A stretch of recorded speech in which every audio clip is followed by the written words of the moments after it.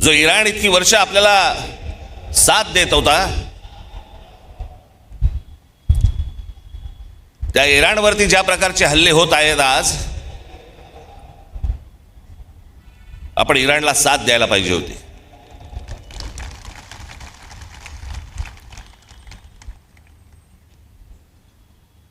या देशामध्ये येणारं सगळं बरचसं तेल हे इराणमध्ये येतं, ते आपल्याला रुपयामध्ये देत आले. पुढचं मला माहीत नाही, पण खामेनी गेल्यानंतर देखील